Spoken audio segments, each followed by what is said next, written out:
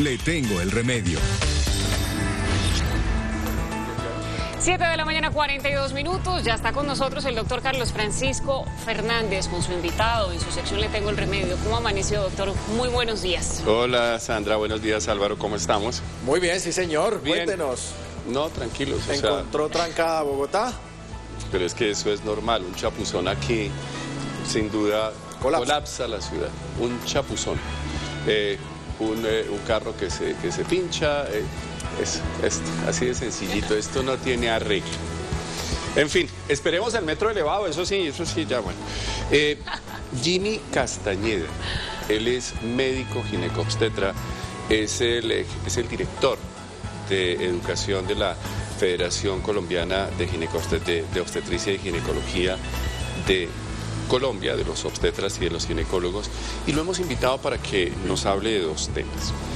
Uno, en el Congreso, una senadora, y ella va en un debate importante, ya se aprobó en el primer debate de la Comisión Séptima, un proyecto de ley que busca, entre comillas, erradicar la violencia obstétrica. Es decir, en las salas de parto, de acuerdo con la senadora, hay violencia. El otro tema, sin duda, es el de la humanización del parto, y nos deslizamos hacia algo que es la contaminación y la infertilidad. ¿Le parece bien? Doctor Castañeda, bienvenido a esta sección. Y la pregunta, ¿qué opina de la norma? ¿Cómo es el asunto de la violencia obstétrica? Sí, muy buenos días. La violencia obstétrica, primero es un término no muy adecuado para el tema que se refiere. Surge de una realidad que es el impacto en la atención de la mujer en el periodo de embarazo, durante el parto. Algo que se ha venido moviendo en opinión a nivel mundial desde hace ya más de una década, y que somos conscientes de la importancia que esto genera en uno de los momentos más importantes de atención en salud en la mujer, que es el embarazo y el parto.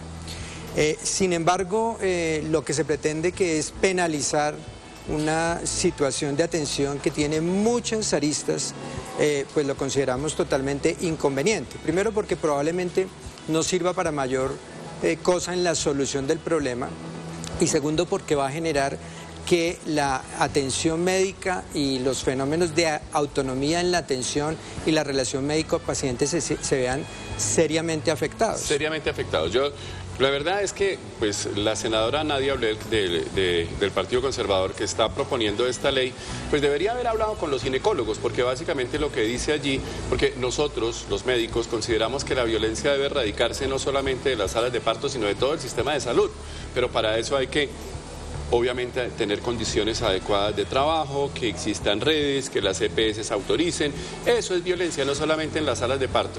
Y obviamente aquí este punto lo ponemos así para decirle a la senadora, hombre, la salud necesita más cosas que penalizar los actos médicos sencillamente porque sí.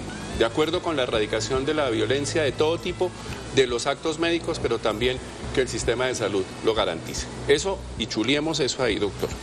Humanizar el parto, su tarea, y luego vamos con el tema de la contaminación y la infertilidad. La humanización del parto hace parte de la erradicación de la violencia. Que ustedes han trabajado muchísimo. Hemos trabajado mucho en la última década en esto, en porque las condiciones de atención sean más adecuadas, pero como usted lo mencionaba, tiene que ver con las instalaciones, tiene que ver con un acceso adecuado de la mujer a la atención en salud. Y las cuestiones médicas, que definitivamente sí dependen de nosotros y el equipo de salud, porque no es solo el médico, sino es un equipo de salud donde entran a jugar todos los participantes de una institución, enfermería, administración, desde el portero.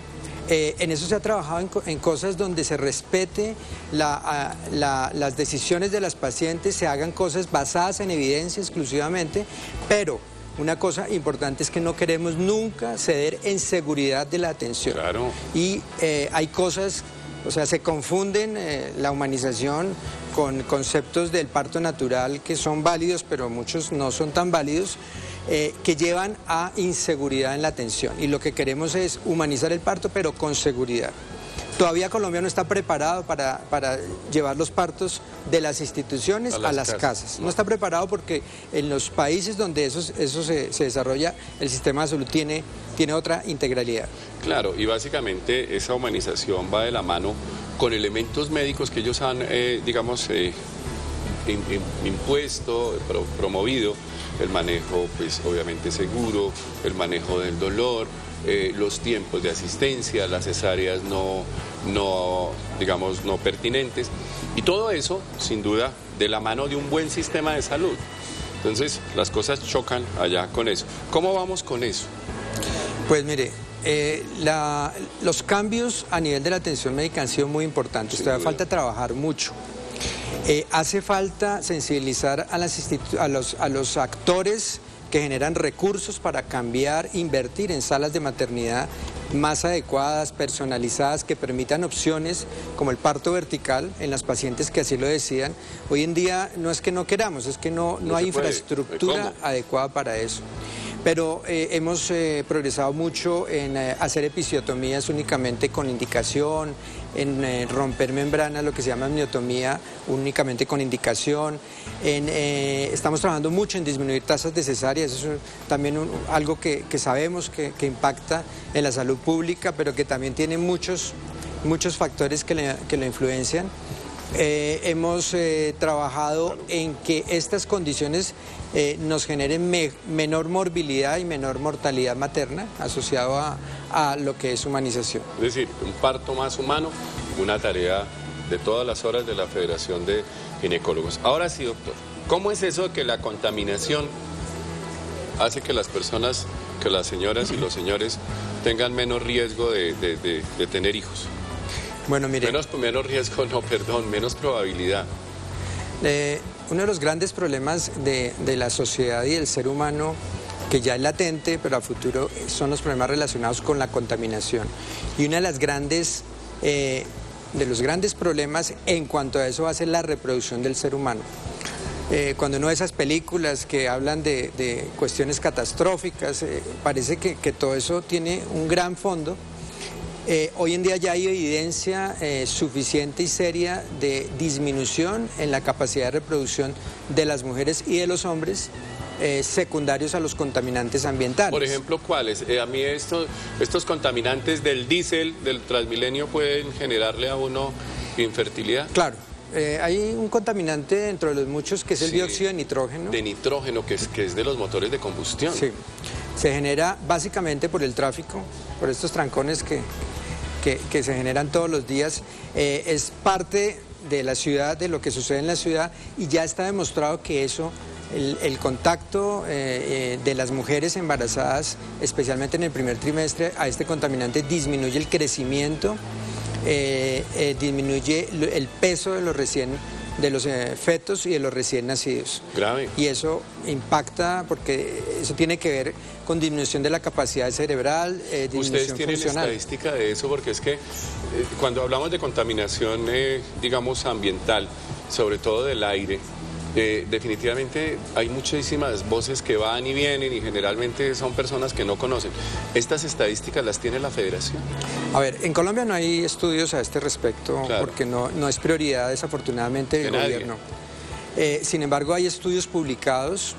La Organización Panamericana de la Salud habla de que ya está evidenciado, hay un estudio español muy importante, un estudio realizado en la Universidad de Harvard, publicado en una revista científica igualmente válido, que muestra que estadísticamente significativa la disminución en peso, en crecimiento, peso al nacer y crecimiento fetal durante el embarazo en mujeres expuestas a esto. Ahora, este tipo de estudios son un poquito difíciles porque uno no puede coger a unas pacientes y exponerlas y a otras a no exponerla, sino tienden a ser retrospectivos, lo cual pues limita un poquito la dificultad del análisis estadístico.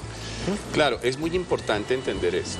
O sea, uno necesita aire limpio, uno necesita agua limpia. Esencialmente esas dos cosas, agua, alimentos y aire limpio. Resulta que se ha comprobado que esto afecta, pues por lo menos dentro del plano del desarrollo y la germinación de los embriones humanos de manera clara. ¿Cuándo le vamos a parar bolas a esto? Tema del Congreso de Ginecobstetras, que ustedes se van mañana o hoy. La próxima semana. La próxima semana están en el Congreso. Es un jurgo o sea, un montón de ginecólogos y de obstetras colombianos y de América Latina y de América, esencialmente, en un Congreso discutiendo un tema que a veces cae, digamos, en terreno árido, porque ellos sacan las conclusiones, pero pues, seguimos en estos ambientes ahí contaminados. Mañana, doctor Jimmy, lo invito a que lea el diario El Tiempo. Ahí hay un artículo sobre eso de la contaminación y la fertilidad con la asesoría de ustedes, básicamente en nuestra sección de salud. Y la verdad es que esto es dramático, es dramático. Gracias a ustedes por ponernos en esto y vamos a seguirle dando madera a esto, a ver si alguien le para bolas. Pero ¿sabe qué, doctor Jimmy? Ayúdeme, que los que mandan en el programa pues son nuestros televidentes y de pronto dentro de estas inquietudes hay alguna que usted me pueda, digamos, soportar para contestar. Vámonos con ellos. Claro que sí. Doctor Carlos Francisco, ¿cuál es el primer paso para atender un paro cardíaco? El primer paso sería no atenderlo, no tanto porque no se presente, sino porque hay que prevenirlo. Nosotros sabemos, peso adecuado, control de la tensión arterial, disminuir el estrés, cero el tabaquismo, haga ejercicio y el control médico. Si usted tiene eso, pues obviamente se va a ahorrar. Lo segundo es que cuando la persona tenga, pues por lo menos la evidencia de que algo le pasó en su corazón, si usted no sabe reanimar, llame, urgente, al médico, al médico. Hoy en día existen en algunas partes los desfibriladores y estos asuntos, y si una persona pierde el conocimiento y hay por ahí algo, el mismo aparatico le dice cómo actuar. Pero esto nos lleva a nosotros a hablar sobre la necesidad de que todos, absolutamente todos, deberíamos estar medianamente informados y no entrenados, por lo menos a saber cómo actuar. Pero por ahora le digo, si uno no sabe qué hacer, mejor lejitos. Pero si sabe, de una vez, a reanimar, etcétera, etcétera, y active una línea urgente, el 123, para que la persona sea trasladada de inmediato a un hospital grande, grande, no al centro de salud del barrio, sino a un hospital grande porque necesita atención especializada. Le tengo el remedio @citytv.com.co. Doctor Carlos Francisco, ¿el agua con limón ayuda a tratar la pesadez estomacal? El limón sirve para todo, ¿no? Sí, mi abuelita lo usaba para muchas cosas. Mi mamá decía, uno le tenía náuseas, limón. Tenía dolor de panza, agüita con limón. Yo creo que el limón, sin duda, como ácido, hace que potencialmente, digamos, equilibre ciertos procesos de alcalinidad allí. No hace daño, ¿no? No hace daño. O sea, yo no creo que uno pueda decir sí o no. Las personas lo utilizan. Lo que pasa es que utilizan bicarbonatos, que son una base con un limón que es ácido, y entonces eso crea una solución. Que si uno tiene acidez, la tranquiliza, pero si tiene alcalinidad también, que eso es lo que hacen las pastillas estas efervescentes. Sandra, ¿por qué siempre que hablamos de las pastillas esas son dos? Uno dice las pastillas esas efervescentes, las de... ¿Se dice en plural o qué? Sí, no, es que siempre hay el toque en el vaso ese, clic, clic. Son dos. Lo que hace la publicidad. La gente hace dos, no, eso es una sobredosificación de ácido acetil salicílico, uno no necesita más de 325, ¿cierto, doctor Castañeda? Pero... A propósito de esa presentación, en una época salieron incluso medicamentos como el acetaminofén en esa presentación. ¿Por qué, doctor Carlos Francisco, son más efectivos o no? No, lo que pasa es que la gente tiene la idea, como se disuelven más rápido, entonces ahorran un pasito ahí en el estómago, pero pues la efectividad es la misma. Lo que pasa es que esos elementos efervescentes vienen con agua, con carbonatos, y entonces actúan, como digo, bien por un lado o bien por el otro en el estómago. O sea, sirven para dos cosas. Son como un disparo ahí, doble. Pero es una pastilla, una vez al día, no, eso no es para repetir. Le tengo el remedio @citytv.com.co. ¿De cuándo acá? Y lo digo así con certeza. Las autoridades minimizan, las autoridades sanitarias minimizan, no le paran bolas, piensan que esto es secundario, que definitivamente es un tema por allá. De último nivel en las agendas públicas, la contaminación del ambiente. ¿De cuándo acá la gente sencillamente tiene que respirar aires insanos que se ha demostrado que matan. 7 millones de personas en el mundo se mueren solamente por la contaminación del aire. ¿Será que Bogotá y Colombia están exentos de esto? ¿Dónde están los estudios? ¿Dónde está la gente que se dedique, por lo menos, a proveernos un aire limpio? ¿De cuándo acá? Tanta cosa, y de salud pública en este aspecto casi nada o nada. ¿De cuándo acá? Nos vemos a las 9:30 en Doctor City.